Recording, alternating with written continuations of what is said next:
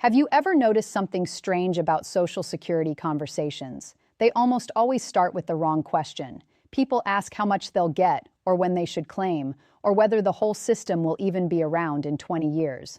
Those are fair questions, but they skip over the one thing that actually determines everything else. Nobody ever explains how the number is actually built. Nobody walks you through the machine behind the curtain. You just get a letter, or you log into a website and there's a number staring back at you. And you're supposed to trust it, plan around it, build your whole retirement on it. But here's the thing, that number didn't come from thin air. It came from a formula, a very specific, very structured formula that has been quietly working in the background of your entire career. And once you understand it, everything changes. You stop feeling like a passenger in your own retirement. You start feeling like the driver because you finally see what's under the hood. And that shift from confusion to clarity is one of the most powerful shifts you can make before you retire. So today, I want to walk you through it, not with jargon, not with confusing charts, just plain language, one step at a time, like a friend explaining it over coffee. By the end of this video, you'll understand something most retirees never fully grasp. Let me start with a story, because numbers make more sense when you can see them lived out in real people. I want you to meet Patricia and Ruth. Two women, both 66 years old, both getting ready to file for Social Security this year. Patricia worked as a nurse for 38 years. She lives in a modest paid-off home in a small town. She never made huge money, but she worked steadily, year after year, and she raised two kids along the way. Her Social Security statement shows a monthly benefit of around $2,340. Ruth worked as a corporate accountant for 25 years. She made significantly more money than Patricia during her working years, but she took a decade off in the middle to care for her aging parents. Her monthly benefit? About $2,180. Now stop and think about that. Ruth earned way more per year during her working career. Patricia earned less, but she worked longer. And yet Patricia's getting a bigger check every single month. How is that possible? That right there is the mystery most people never get answered. And once I show you the formula, you'll see exactly why Patricia came out ahead. You'll also see why so many people are shocked when they finally check their own numbers. Before we continue, if you haven't hit that subscribe button yet, this would be a really good time to do it. I make videos like this every week, and my goal is simple. I want you to feel calm, confident, and clear about retirement. Not scared, not confused, clear. Okay, let's get into the machine. The first thing you need to know is that Social Security doesn't look at your last few years of work. It doesn't just care about what you're earning right now. It looks at your entire working life. Specifically, it looks at your top 35 years of earnings, not 30 years, not 40, exactly 35. And this one detail alone changes everything. Because if you worked 40 years, they throw out your 5 lowest earning years. That's great news for you. But if you only worked 28 years, they still use 35, which means 7 of those years get counted as 0. Let that sink in. Zeros. Big, fat, benefit-shrinking zeros. Every year under 35 that you didn't work or didn't earn much becomes a 0 in the formula, and zeros drag your average down fast. That's part of why Ruth's benefit was lower than Patricia's, even though Ruth earned more per year. Ruth had those 10 years off, 10 zeros, or close to it. Patricia never had big earning years, but she had 38 steady years of work. No zeros. Her average was actually higher because she filled up all 35 slots with real numbers. Now here's where it gets interesting. Social Security doesn't just take your raw earnings and average them. That would be unfair. $1 in 1985 was worth way more than $1 today. So they do something called indexing. They adjust your past earnings for wage growth over time. Think of it like this. Imagine walking onto a car lot. Every vehicle has a sticker price. Bold, official, intimidating. It looks final, non-negotiable. But nobody pays the sticker. There's always something happening behind the scenes, adjustments, rebates, negotiations that change the real number. That's what indexing does to your earnings. It takes your 1988 paycheck and asks, what would that be worth in today's dollars? It bumps it up to reflect wage inflation, so your old years still count, and they count fairly. This part actually works in your favor. Once they've indexed all your earnings, they pick your top 35 years. They add those up, then they divide by 420. Why 420? Because there are 420 months in 35 years. That gives them a number called your average indexed monthly earnings, AIME for short. Don't worry about memorizing that acronym. Just understand what it represents. It's your average monthly earning power over your best 35 years, adjusted for time. It's the raw material that everything else is built from. And this is where most explanations stop, but we're just getting started. Here's where the real magic happens. Because Social Security doesn't just give you a percentage of your AIME, it gives you a very specific percentage, calculated through something called bend points. And this is the part almost nobody explains properly. Think of your benefit like a faucet. Behind that faucet is a pipe, one you've been filling your entire working life.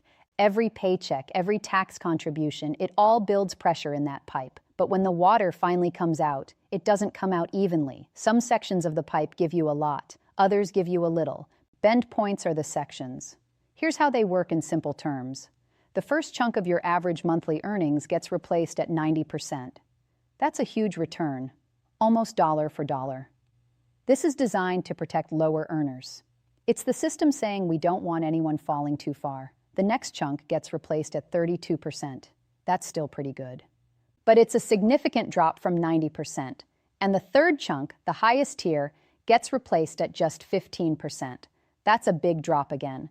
So the more you earned, the less each additional dollar helps your final benefit. This is why Ruth's higher salary didn't translate into a bigger check. Most of her extra earnings landed in that 15% zone. Meanwhile, Patricia's lower but steady earnings stayed mostly in the 90% and 32% zones. She got a better return on every dollar she paid in. Now that's not something anyone tells you when you're 35 or 45, but it's happening quietly in the background of your entire career. Every dollar you earn is being sorted into one of those zones, and your future benefit is being shaped by which zone gets most of your earnings. Here's a question. If you had to choose between more money or more certainty, which would it be? Keep that in your head as we go, because Social Security is one of the few things left in modern retirement that offers real, guaranteed lifetime certainty. And that certainty has value most people never calculate. Let me pause and say something important. You may already have what people with millions are searching for. Because if you have a solid Social Security benefit, a paid-off home, and modest expenses, you might be in a stronger position than a stressed-out person with a big 401k who has no idea what their monthly income will actually be. Okay, let's keep building. Once the formula gives you your benefit at your full retirement age, that number is called your primary insurance amount, or PIA. This is the anchor. Everything else, every early filing, every delayed filing, gets calculated off this one number. If you claim at your full retirement age, which is 67 for most people watching this, you get 100% of your PIA. Clean and simple. But if you claim earlier, at 62 for example, you get a permanent reduction, around 30% less for the rest of your life. That's not a small thing. And if you wait past your full retirement age, up to age 70, your benefit grows. About 8% per year for each year you delay. That's a guaranteed return that no bank, no investment, no annuity can match with the same level of safety. 8% per year, guaranteed, backed by the federal government. But here's where people get confused. They hear that and think, well, obviously I should wait until 70. Not so fast, because there's another side to this coin. If you wait, you're giving up years of checks. And if you don't live long enough, you never make up the difference. There's no single right answer. It depends on your health, your income needs, your spouse, your other savings. It depends on your whole picture. The question isn't what's the best age, it's what's the best decision for your life right now. And that answer is different for everyone. Let me bring back Patricia and Ruth for a moment. Patricia decided to claim at 66, right at her full retirement age. She wanted the income, she needed the peace of mind, and she felt healthy but realistic. Ruth is planning to wait until 70. She has other savings she can draw on, and she wants to maximize her monthly check. Both are valid choices. Neither is wrong, because they made their decisions based on their own lives, not on a rule from a book. Patricia isn't leaving money on the table. She's buying peace and steady income now. Ruth isn't being greedy. She's buying a bigger safety net for later. That's the mindset shift I want you to have. Stop thinking there's a correct answer floating out there in space. There isn't. There's only the answer that fits your life, your health, your family, your income needs, your fears, your hopes. All of it matters. The formula is universal. The decision is deeply personal. Now let's talk about something almost nobody brings up. Cost of living adjustments, also known as COLA. Every year, Social Security looks at inflation and adjusts your benefit upward. Some years the adjustment is small, some years it's large. but it's there, working quietly in your favor. Inflation is like an ice cube in the sun. It doesn't melt all at once. It creeps, it nudges, it slowly raises the cost of everything around you. Your groceries, your insurance, your health care. 20 years into retirement, prices could be double what they are today. That's not fear, that's just history. But Social Security has this built-in defense. Your check grows with inflation. Not perfectly, not always fully, but meaningfully. And this is a feature that most private savings simply don't have. Your 401k doesn't automatically increase every January. Your pension often doesn't either, but your Social Security does. That means the real value of your benefit is protected in ways your savings aren't. Over 25 years of retirement, that COLA adjustment could add up to hundreds of thousands of extra dollars. And nobody talks about it. Nobody adds it up. Nobody puts a price tag on that quiet, steady protection. Let me ask you something. Do you know what your monthly income will actually look like when you retire? Be honest with yourself. Most people don't. They have a fuzzy idea. They have a Social Security estimate on a piece of paper, but they've never sat down and mapped out what actually shows up in the checking account each month. That's the exercise I want you to do this week. Log into your Social Security account. Look at your estimated benefit at 62, at your full retirement age, and at 70. Write those numbers down. Then add any pension income you'll have. Then estimate what you'll safely withdraw from savings each month. Add it all up. That number, right there, is your retirement income, not your net worth, not your 401k balance, your actual monthly income. Because that's what pays your bills. That's what buys your groceries. That's what determines whether you feel calm or anxious in retirement. Assets are nice. Income is everything. I want you to imagine your retirement in two parts, not one big number, two distinct piles. Pile 1, income that shows up no matter what. Social Security, pensions, maybe an annuity. That pile is guaranteed. It's not going anywhere. It doesn't care what the stock market did last week. Pile 2 is your savings, your 401k, your IRA, your brokerage account. That pile has more potential upside, but it also carries risk. It's affected by markets, by withdrawals, by longevity. Pile 1 is the foundation. Pile 2 is the flexibility. Both matter, but they play very different roles. Most people spend their entire working life focused only on Pile 2. They obsess over their 401k balance. They chase the big number. They compare themselves to others. And in doing so, they completely ignore how strong Pile 1 actually is, or how much they can build it up with smart decisions. Now, here's something I want you to really think about. Your Social Security decision doesn't just affect you. If you're married, it affects your spouse for the rest of their life too. Because when one spouse dies,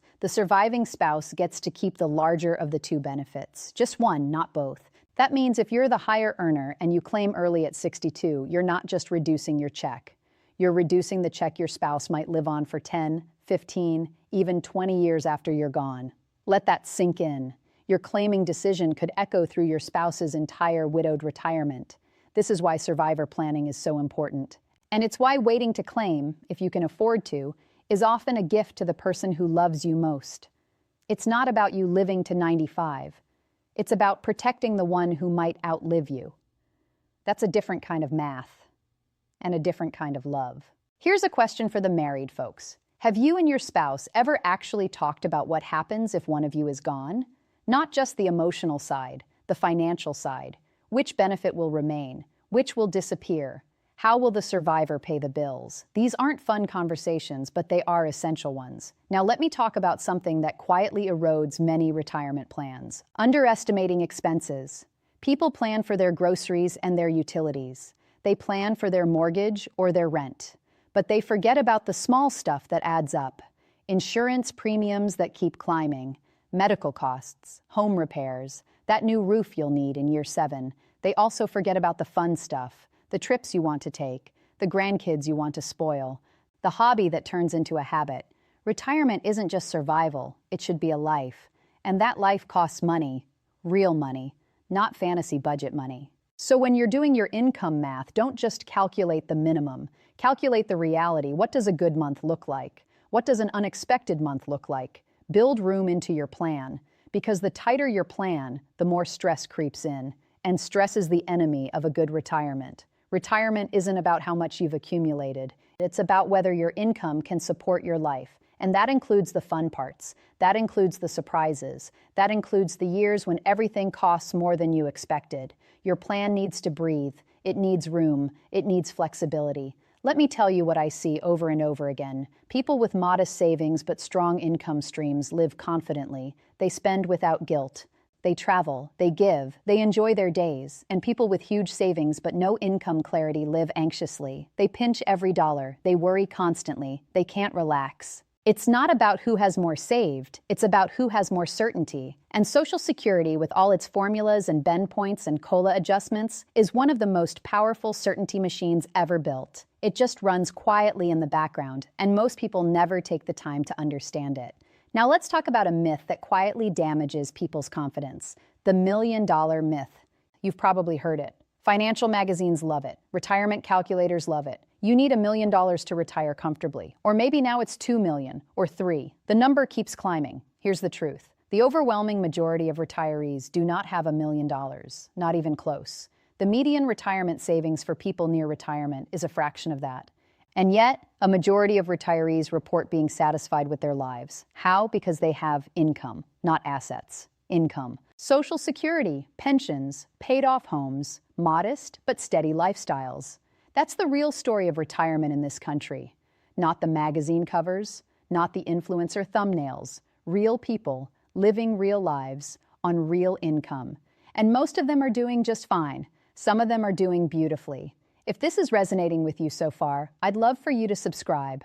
I make videos like this one on a regular basis. My whole goal is to cut through the noise, to give you real numbers, real strategies, and real peace of mind.